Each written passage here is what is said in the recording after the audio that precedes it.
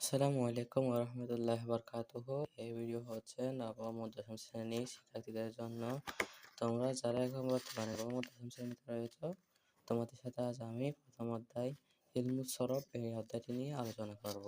এই অধ্যায়ের যে প্রশ্নগুলো রয়েছে ওই প্রশ্নগুলো সম্পর্কে আলোচনা করব, আর এখানে যে শব্দ অর্থ যা যা রয়েছে সবকিছু নিয়ে আলোচনা করব। প্রথমে আজকে এই ভিডিওতে তোমাদের সাথে তিনটি প্রশ্ন যে এখানে রয়েছে, আমাদের এখানে যে প্রথমে দেখো তিনটা এখানে প্রশ্ন রয়েছে, এই প্রশ্নগুলো নিয়ে আলোচনা করব। তাহলে শুরু করা যাক। দেখো, তোমাদের জন্য আমি এখানে সব রকমের যতগুলো শব্দের অর্থ রয়েছে প্রত্যেকটা শব্দের অর্থ লিখে রেখেছি। তোমাদের এখান থেকে চাইলে এগুলো নোট করে নিতে পারো। এখানে যতগুলো তোমাদের অর্থ এই বইয়ে প্রথম পার্টে যতগুলো শব্দ আছে, যতগুলো অর্থ, সব অর্থ এখানে লিখে রাখা আছে। দেখো, তোমরা সবাই এখান থেকে লিখে নিতে পারো। আর যাদের নোট করার যদি নোট লাগে তোমরা আমার সাথে যোগাযোগ করতে পারো। দেখো, এখানে লেখা আছে যে সবগুলো যতগুলো যে এখানে শব্দ আছে প্রত্যেকটি শব্দের অর্থ এখানে দেওয়া আছে। দেখে নাও, তোমরা সবাই দেখে নাও, আর যাদের নোট প্রয়োজন তারা নোট করে নিবা। দেখো, এখানে সবগুলো রয়েছে, যত শব্দ অর্থ আছে প্রথম পাঠে দেখো সবগুলো অর্থ দেওয়া রয়েছে। তো আজকে এখানে আমি তোমাদের সাথে যে প্রশ্নগুলো রয়েছে ওই প্রশ্ন সম্পর্কে আলোচনা করবো, ওর উত্তরগুলো সংক্ষিপ্ত আকারে আমি তোমাদেরকে দিব। প্রথমে এখানে কি বলা হয়েছে দেখো, 1 নং প্রশ্নে বলা হয়েছে মা হুয়া ইলমু সরফ লুগাতুল ওয়াসতিলা। বলা হয়েছে এখানে যে ইলমু সরফের আবিধানিক অর্থ এবং পারিভাষিক অর্থ বলা হয়েছে, এটি লিখতে বলা হয়েছে তোমাদেরকে। তখন তোমরা দেখো, আমি এটা তোমাদের জন্য একদম সংক্ষিপ্ত আকারে লিখে রেখেছি। আমি প্রথমেই লিখলাম ওয়াসতিলা মানে কি ও আবিধানিক অর্থ। আগে বাংলাটা পড়ো, তারপর তোমরা আরবিটা পড়তে সকলে সুবিধা হবে। দেখো, আবিধানিক অর্থ পরিবর্তন করা এবং রূপান্তর করা। ইলমুস সরফের আবিধানিক অর্থ কি? পরিবর্তন করা এবং রূপান্তর করা।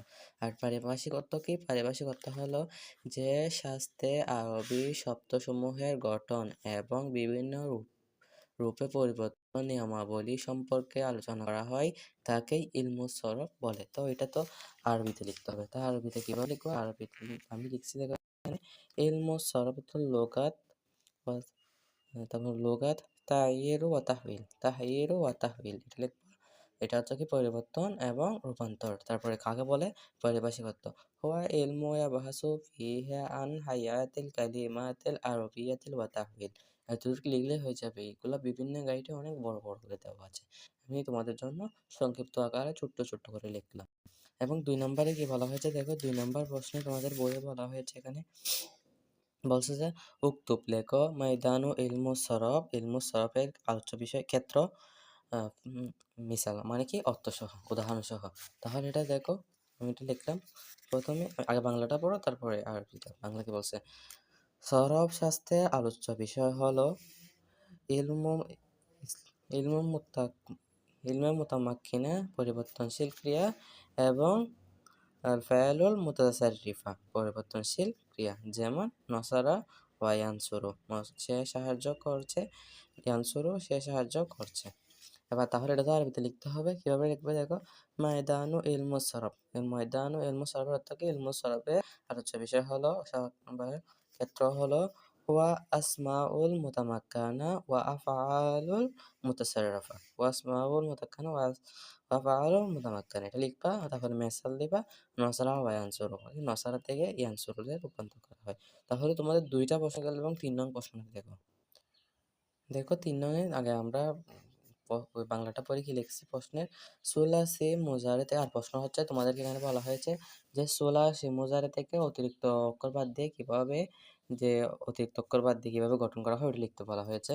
তাহলে এটা আগে দেখো কিভাবে লিখতে হবে। এটা প্রথমে লিখতে হবে সুলাসি মুজারত থেকে অতিরিক্ত অক্ষর বিশিষ্ট শব্দ ওজন করার নিয়ম হলো অতিরিক্ত অক্ষরগুলোকে তাদের উচ্চারণ ও অবস্থান অনুযায়ী মিজানের ওজনে স্কেলে করা। যেমন ইস্তাফাল এর ওজন থেকে ইস্তাফালা, এটা।